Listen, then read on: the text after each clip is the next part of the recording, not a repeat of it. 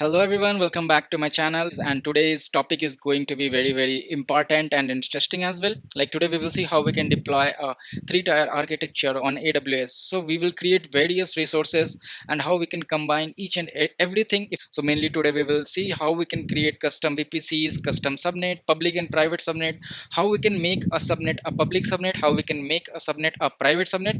That part we have seen in the day 6, right? Day 6. But today we will see the actual implementation, like on the ground level. If someone will give me the AWS account, how I would be able to create this, right? So we will see public and private subnet. Apart from that, we will see creation of internet gateway, NAT gateway, and route tables. We will see the association between them, how we can make the subnet into different availability zone. So these are the many more thing we are going to watch today. And as I have promised with you in the day 6 and 7 video, I will be bringing a designing and creation of three-tier architecture on AWS cloud. So basically it is a kind of networking architecture, you can say, in which mainly you deploy your applications, correct? So before getting into this, what is the prerequisite, right? So for that you have to check the video from day 1 to day 7. So that all links you can get from the video, this video description, day 8 video description, or you can check the playlist. So I have made a separate playlist of this 60 days of DevOps course. Okay, and this is a totally a project. Okay, no theories today. This is a kind of project. All the theories and all I have discussed into the previous day 6 and 7 of videos. So that is why it is a prerequisite. But still, for new people, I will try to explain few of the concept in order to design this and create this diagram. And to know complete topics covered into the video, if you're watching this video, just scroll down into the description section. You will get all the timestamps, okay, so that it will be very easy for you to prepare your notes. Like these are the topics on day 8 I have covered. Apart from that, I will try to add those all topics into the video as well. So whenever we are jumping to the next topic, you can get an idea like this is the thing I am going to do now. Okay. So what do you mean by three-tier architecture on AWS cloud? So let me quickly give you a overview of this. So this is your AWS account and this is your region. One of the particular reason you will choose. You can, so currently in this project we will be choosing US East 1. Okay. Before coming into the depth, let's try to understand this architecture first. So you have a region. In the region you have two availability zone, this orange dotted part. Here also you have orange dotted part. It means within a single region you have two availability zones. Okay, now what? Now into a region you have deployed a VPC. Okay, now once you have created the VPC, we have created here 6 subnet. Okay, 6 subnet, but 3 subnet per availability zone, you can see. Okay, one VPC have 6 subnet, 1 2 3 4 5 6, and we have partitioned it in such a way. We have tried to keep 3 subnet into one availability zone and another 3 subnet into different availability zone. Okay, why? To make it highly available.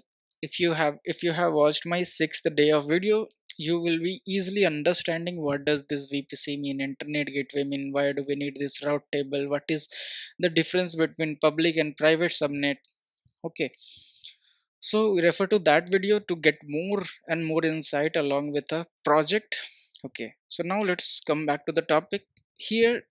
In why, okay, coming to this, why we are deploying, creating this subnet into different availability zone. Okay, why? To make it highly available. Why?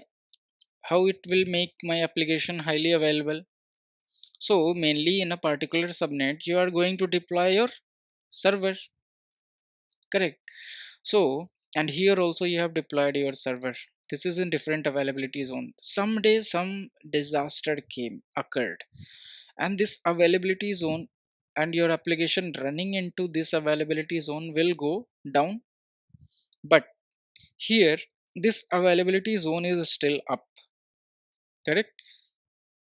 And in that availability zone you have these private and public subnet, and you have your servers still running. So this is down, but still people are able to access your application from different availability zones. So that is why we have this concept deploying this into different availability zone.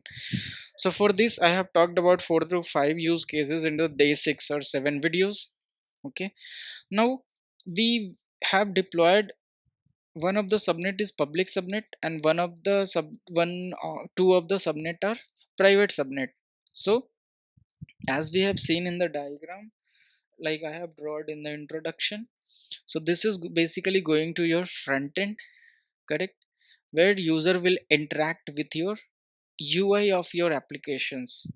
Okay, here you can keep your presentation, sorry, your business logic, where you can validate your datas and all. For that also maybe you will be running some server. Okay, and last comes after filtration and all, here is your database. Finally you will store the user data, okay, into the database layer. This is just a, you know, I'm trying to simplify these all things, okay, so that you will develop an idea to think. Okay, so public subnet and private subnet. So I have already told you the difference between this, but let me quickly tell you again. A public subnet is a subnet in which internet gateway is attached to its route table.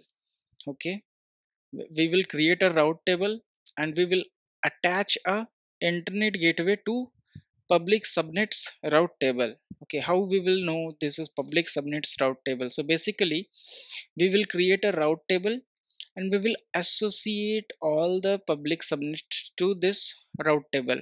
Once you will attach all the public subnets to this route table, it will be called as a public route table.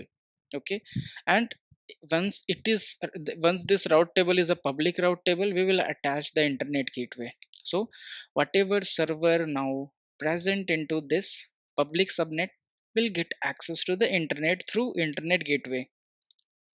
Fine. So in this diagram we have one public route table, and we have tried to do what, we have attached both public subnet from different availability zone to the same route table. Okay, you can make it, you can take you can make a two route table here also. Okay, one for this availability zone and one for the another availability zone to make it more highly available. But this is just for a lab purpose. I am showing you how we can utilize the same route table for different availability zone and different subnets. Okay, now coming to the private subnet part, what do you mean by private subnet? A private subnet is something in which the route table is not associated with the internet gateway.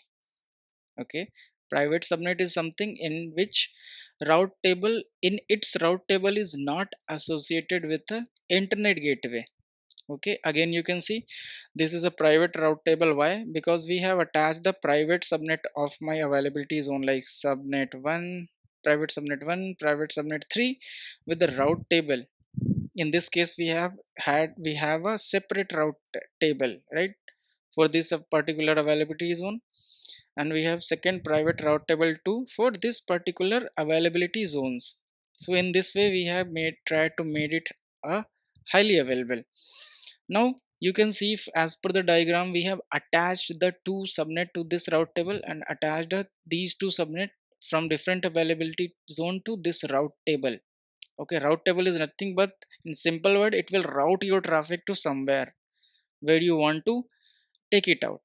Okay, now whatever thing we keep into private subnet, that should not get access through internet. Okay, external any external user coming from outside, sending traffic from outside, would not get access to the server which is running over there in any private subnet, right? So how may basically we restrict that? First thing, you have already didn't attach the route see internet gateway, right? And second thing, what you will do, you will try to create a NAT gateway. So for this overview, I have already defined in the basics many use cases. So in simply, I will try to tell you NAT gateway. What we will do, we will create a NAT gateway into both public subnet. Okay, NAT gateway, this is a one of the confusing interview question. Okay, NAT gateway, where do we create? We always create NAT gateway into public subnet. Okay, now once you will create this NAT gateway in public subnet, so you can make use of single NAT gateway for both public subnet. Okay, but here what I will do, I will try to create NAT gateways here into different availability zone, into different public subnets. Once you will create this NAT gateway, what you will do, you already have this private route table 1, private route table 2. Okay, here now you will attach this NAT gateway, one NAT gateway to this, another NAT gateway with this. So what does this mean now? So why we need NAT gateway?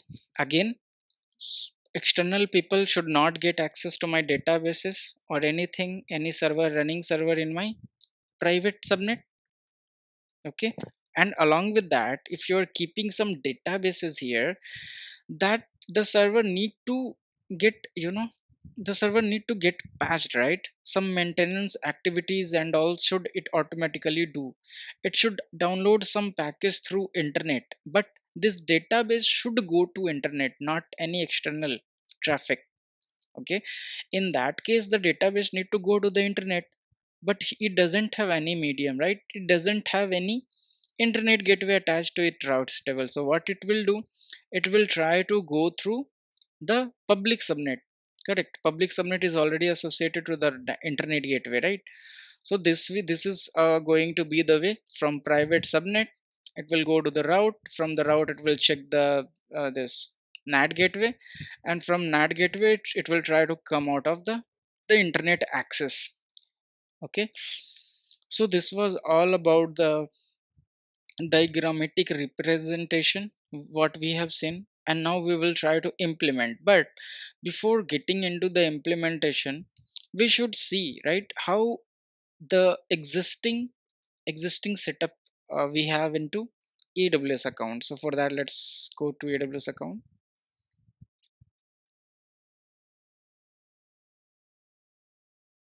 First, let's come to the VPC. This VPC, we will create custom VPC, but before that, we are going to see the default setup that is not recommended to deploy or create your application there. Okay, once you will create your IPv4, what you will do now, you will create subnets per availability zone. You can see, so these are the subnet in different availability zone. We have 6 subnet per availability zone. You can filter the VPC from here. If you have multiple VPC and you want to list out all those particular subnet from that VPC, you can filter it out from here. Once you have the subnet, what I told, you need a route table. So let's see, we have a single route table. Let's see, if you will go to the routes or routes, here you can see a internet gateway is attached. Try to match with this diagram.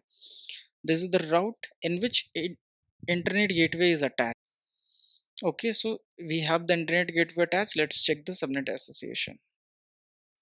So currently we do not have any subnet association in the uh, default setup. So how you can do the subnet association? Just you have to click on this and you have to choose all the available subnet from here. Okay, and these all subnet will be associated with this particular route table. Then you will be able to access to the internet. Now let's check the internet gateway. This is your internet gateway and that is attached to the VPC. Let's try to correlate with the diagram. Internet gateway is attached to the VPC, means it is on the VPC level. Now you need, now we will see about the private subnet part, right? So let's see, go to, for to create a private subnet, you need a elastic IP, right? So the default setup doesn't contain any elastic IP, so it will not have any NAT gateways as well. So you can see, so there is no any private subnet as of now. All right, so let's try, let's, if you didn't understood this mm, default networking, no need to worry about that. Okay, let me show you the creation from scratch now. Okay, just click on VPC. Let's try to create our own VPC. Okay, what is the name you want to give to this VPC? My, okay, and what is the IPv4 CIDR you want to give to this VPC? Let's refer to the diagram. So this is what I want to give to the this VPC, this address space. Let's try to fill that.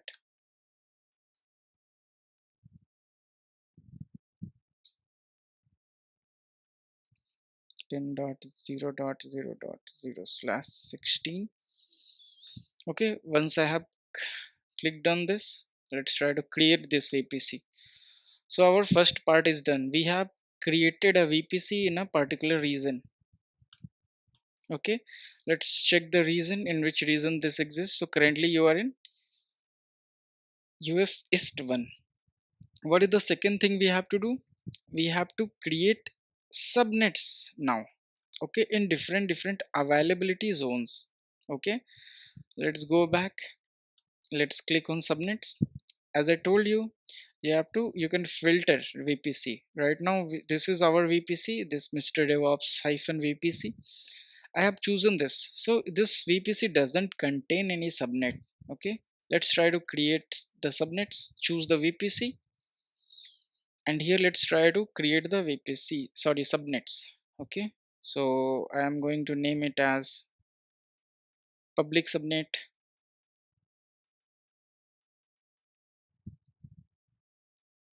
1, and which availability zone. So currently I am going to deploy our application into two different availability zone. Create this architecture into two different availability zones. So US East 1A. What is the IPv4 CIDR block I need? Let's refer to the diagram again. I need the same CIDR 10.0.0.0/24. Let's go there. 10.0.0.0/24. Let's choose it and let's hit on create this subnet. Okay, once we have created this subnet, we would be needing two more subnet, correct? Private subnet 1 and private subnet 3. Okay, or let's try to do one thing. Let's try to create the subnet first. Like one VPC will have 6 subnet. Let's try to create the subnet one by one. Now we would be needing private subnet 2 with this address space. Let's try to create that. This is our second public subnet, public subnet 0 2. What is the availability zone? This will go into different availability zone. US East 1B. Let's choose it. What is the IPv4 you want to provide? That is 10.0.0.1.0/24. Okay, you don't know, if you don't know how to calculate, just refer to day 6 video. Let's hit on this. So we have two public subnet deployed into two different availability zone. Okay, one availability zone is US East 1A, another is in US East 1B. Now we will try to create two different subnets again, private subnet 1, private subnet 2, right, in different availability zone again. Let's try to create, choose the VPC again, private subnet 0 1. into which availability zone? First US East 1A. What will be the CIDR? 10.0.2.0/24. Let's check, verify. 10.0.2.0/24. This is fine. Now this one is 10.0.3. Next one is, let's create this first, the private subnet one. Now we will create another subnet. Let's choose the VPC again. This will be private subnet to, what is the availability zone of private subnet to? US East 1B. Choose that, US East 1B. And what is the IPv4 CIDR block? 10.0.3.0, right? 10.0.3.0/24. Let's create this. And now once this is done, we will create the another two set of subnet, private subnet 3, private subnet 4, into different availability zones. Let's try to do that. Choose the VPC. This will be private subnet 3,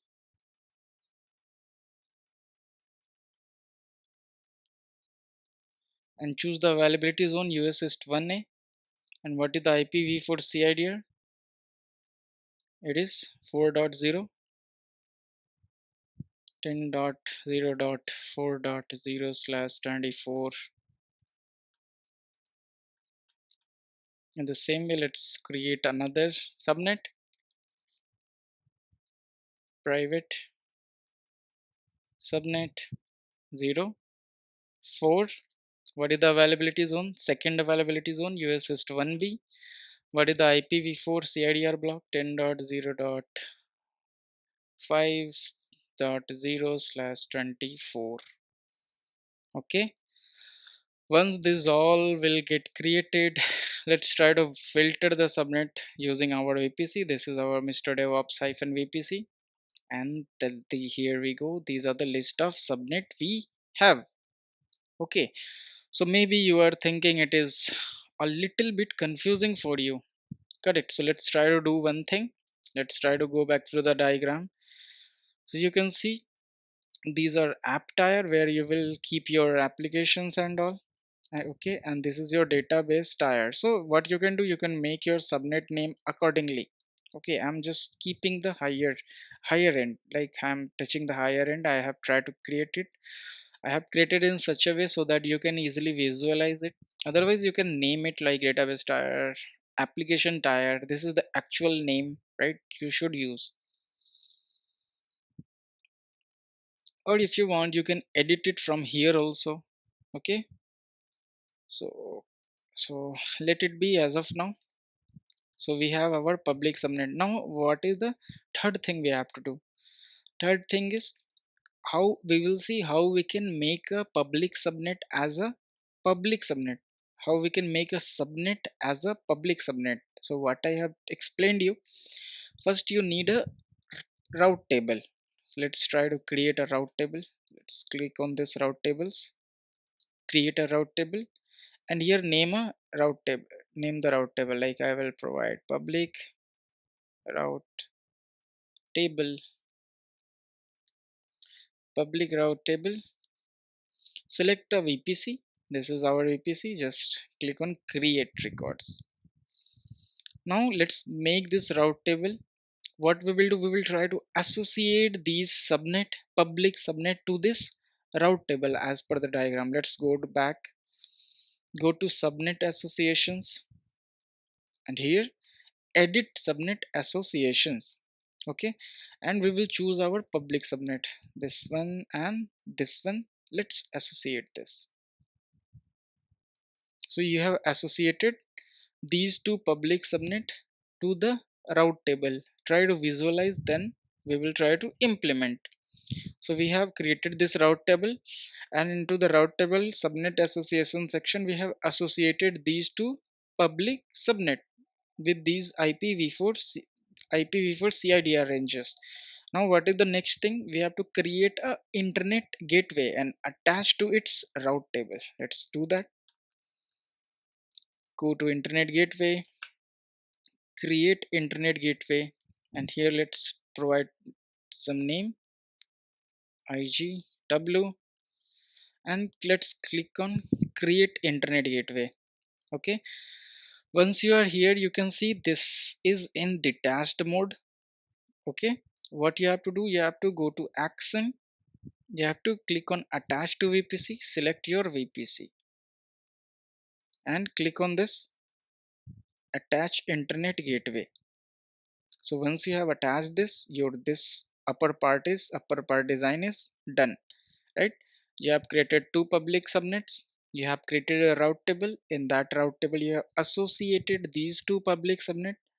Now you have created this internet gateway, and that internet gateway again, you you have created this internet gateway and created at the VPC level. Now we will see how we can attach this internet gateway to the route table. Let's go back to the route table, click on this route table. So this is the one route table. We will click on routes, click on edit routes, and here you have to add route, and here you have to choose this, guys. This, if you're exposing to the public, you have to choose this. What is the target type? So target type will be our internet gateway. Choose the internet gateway, and it will list your internet gateway. You have to choose. When you will choose it, just click on save changes.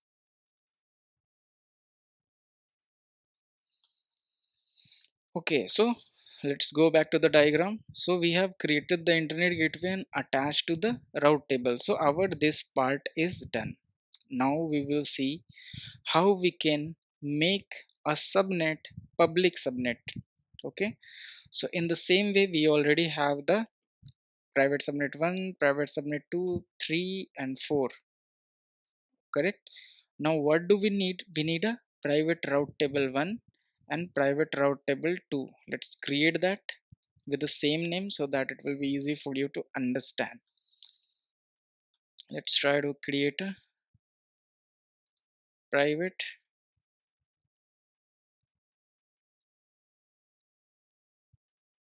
route table 01. Select the VPC and you can click on create route table. Once you are here, you can see you will have your route table here, private route table 1. But you know there is a by default route table as well. Okay, so this is also a private route table, so you can make use of that route table also. Just click on this and let's make this only private route table 02. Or if you want to create your new one, then that is also fine. If you don't want, you can utilize the same existing route table. Okay, just for your knowledge I have tried to tell you. Now what we have to do, once we have our private route table 1, private route table 2, now we have to, as per the diagram, we have to attach the private subnet 1, private subnet 3 to the private route table 1. Let's do that.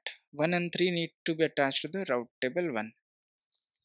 Let's click on this, go to routes, no routes as of now. Let's click on edit subnet association, private subnet 1 and private subnet 3 is going to associate with the route table public route table 1. Okay, so now whenever you will see this private route table 1, route table 1, and you will click on this subnet association, you can see it's been attached, right? 2 and 4, 2 and 4 is attached to this private route table 1. Now we will do the same for this private subnet 2 and private subnet 4. Let's do that. We already have the private route table 02. Let's click on this subnet association, edit subnet association, and here let's choose what was the subnet name, subnet 2, private subnet 2 and private subnet 4, private subnet 2, private subnet 4. Let's click on save association. So now you will see you have designed this complete flow, right? Whatever you are able to see, but we are going to make a subnet as a private subnet. How we can make this subnet as a private subnet? We have to create a NAT gateway. This is already a private subnet, but the application inside this should go to the internet to get the patching libraries things and something it should be able to download automatically. So for that we have to provide it internet access, so it will block the coming access but it will unblock the going access. So let's try to do. So in order to make it private subnet, so in order to achieve this functionality, what you have to do, let me explain you here first.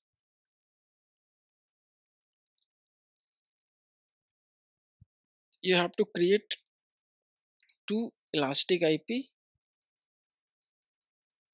per availability zone. US East 1A, US East 1B. Okay, and now you will create NAT gateway 1 into two different availability zone again, NAT gateway 2, and the IP you have created that will get associated with the particular NAT gateways.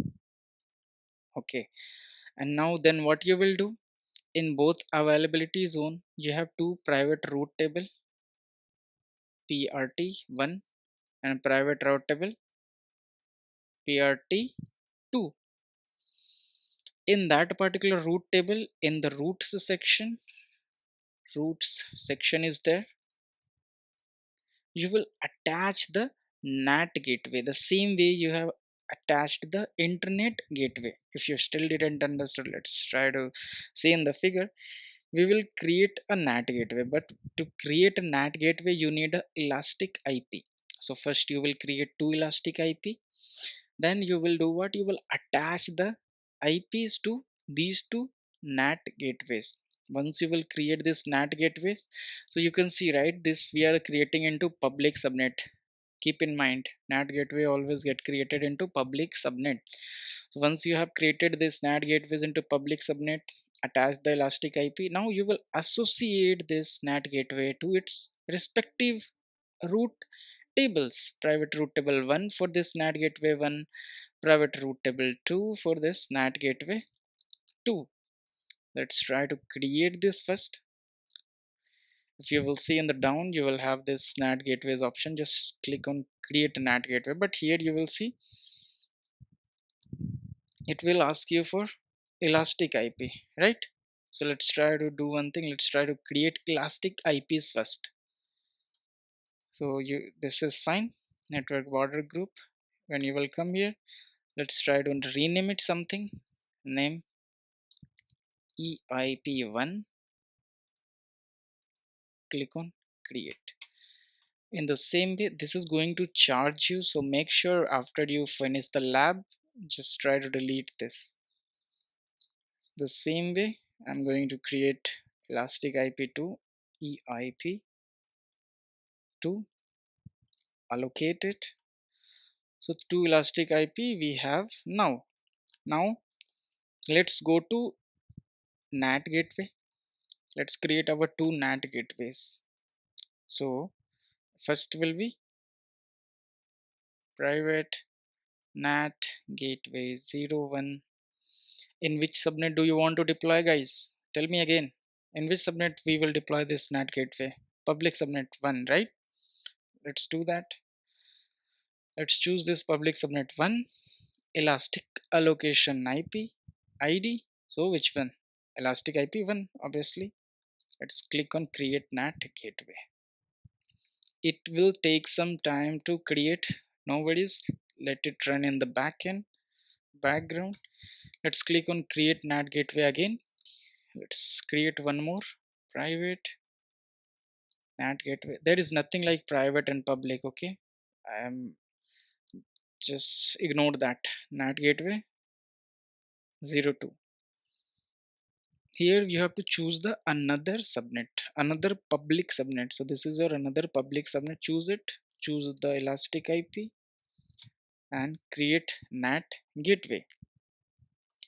So let's wait once this is up and running state. So meanwhile, what we can do, according to the diagram, what we have to do, we have created the NAT gateway into public subnets. Now what is the next step? We have to attach the NAT gateway to private route table, respective private route tables. So NAT gateway 1 will go to private route table 1, and mm, this NAT gateway 2 will go to private route table 2. Let's do that. Where is our route tables? This here, this is the private route table 1. Go to routes section, and here click on this edit routes, choose your route, and here you have to again choose this to get the internet access, and here you have to target your NAT gateway this time. So let's choose the NAT gateway. Which NAT gateway? First NAT gateway. Save changes. So you have associated this NAT gateway 1 to this public route table 1, private route table 1. Let's do the same thing for this. Route tables,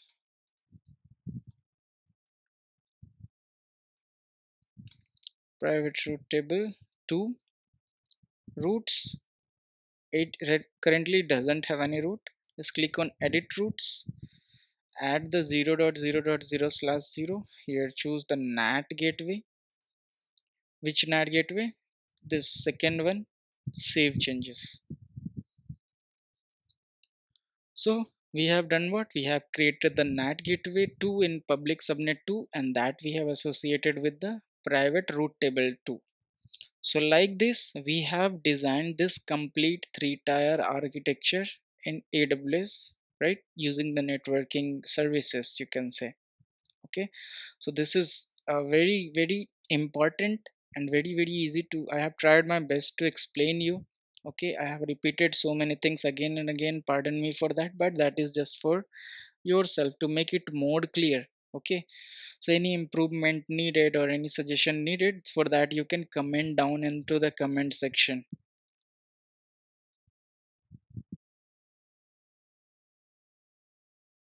Now what we will see, we will try to we will try to deploy a server into this private subnet 2.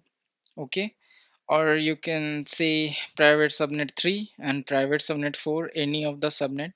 And what we will do, we will try to connect to the internet, right? So like either we are able to run few commands on this particular instances or not, and we will see either it is able to download some patches and all from the internet or not. So for that, what you have to do, we are going to deploy EC2 instances in each private subnet. So let's choose these two private subnet, and let's try to create a EC2 instance. So before getting into that, what you have to do, what are the prerequisites you would be needing, let me explain you that as well. So you need a IAM role here, IAM role plus EC2 instance, EC2 instance in two different subnet. First we will choose private subnet 1, second we will choose private subnet 2. Okay, and those role you are going to attach to this EC2 instances, which is in private subnet 1 and private subnet 2. Then only you would be able to run command. So let me show you that. If you are having few doubt, it will get cleared that time. Let's go back to our AWS console, go to services, and let's search for IAM. Just click on this. We will see either private subnets, EC2 instances present inside the private subnet are able to run commands or not. So let's click on role. Let's click on create role. Here you will choose AWS services, and here you have to choose EC2. Okay, once you have chosen this, just go to next, and here you have to choose SSM, Amazon EC2 role for AWS SSM. Here you have to choose. So I have already shown you how we can create roles and attach policies So I am not going to explain completely here. You have to just name this role anything like EC2 SSM. This is the role I am creating with this particular policy. So now let's click on create role. Okay, now let's go back to the services and let's try to create a EC2 instance. So click on instances. There is no any instances currently running. Let's launch a new instance. Let's try to name it private EC2 01. Okay, here you have to choose any Imagine Linux version. You can choose any of them. That is fine. Instance type I will be choosing T2 micro because since it is a free tier and we don't need any high throughput server. Here you can choose any of the key pair name, and you can't choose also because we are going to use mainly run command, so we don't need to SSH currently.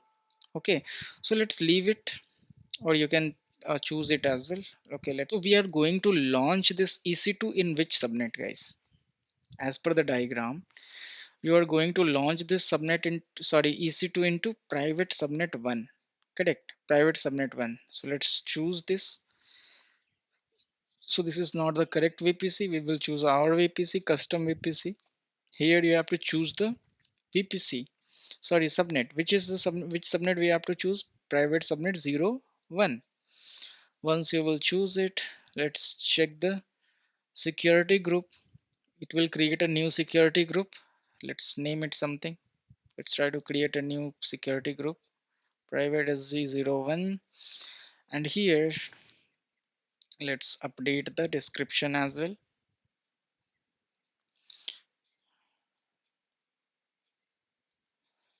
And here I don't want to keep any SSH. Okay, I don't want to keep any connection to this particular server. Okay, now, okay, everything is fine, everything looks fine. Let's create this server, launch instance. Once you will get this success status, just hit on this, and here you have to choose this particular server and you have to attach the IAM role which you have created. Okay,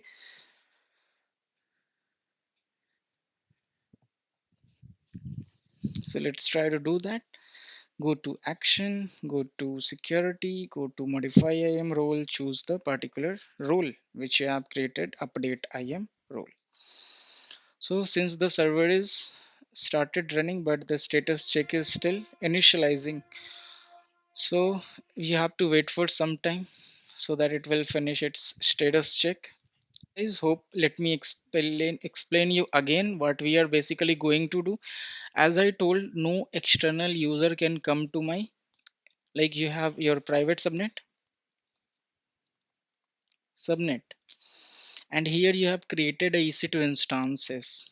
Okay, no any external user will come and access your application, but you should be able to run some command onto this EC2 instances. Command means basically you can say I want to install some packages, yum install -y yum update -y, so that it will update the system. So this will do what? It will go to the internet, try to download all the patches, and it will patch our system. Okay, apart from that, what we did, we have excluded all the ports. There is no any ports we have added. Even we haven't included this 22, we would not be able to SSH to this particular server. Okay, so this is what we have done till now. Let's see if our instance is up now. But meanwhile, let's try to do the run command thing. Let's go to EC2, search for SSM, system manager, click on this.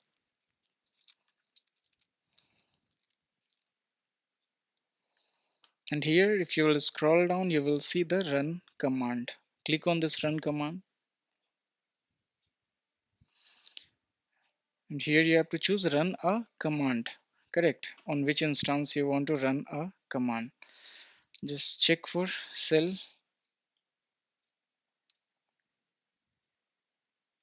So AWS runs shell script, choose this, and here which command you want to run. So I want to run yum update so that I can update my system. It will go to the internet and download the patches. And here, what is the target selection on which instance you want to run? Either you have kept some tags to the instances. We don't have, right? We didn't added some tags. So what we can do, we can choose the instances manually. So right now it is showing no register managed instances. So because it takes some time to reflect there. Okay, because you can see the status check is still initializing. So once status check is 2 out of 2, let's try to check either we are able to get the server here or not.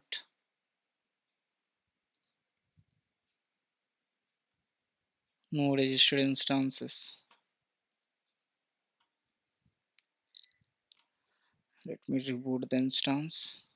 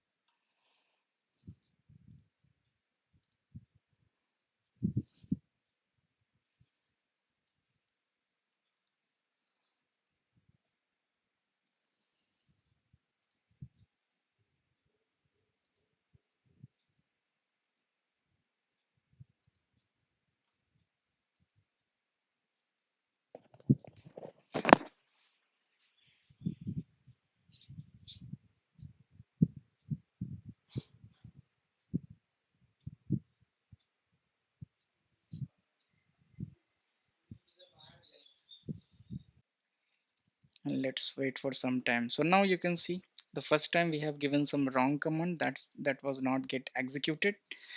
And once we have given the right command, like we have given the command to update the system, so now it is in success status, right? And one more thing I have told you, if you will face some issue why my EC2 instance is not coming into the run command section, just boot your EC2 instance again.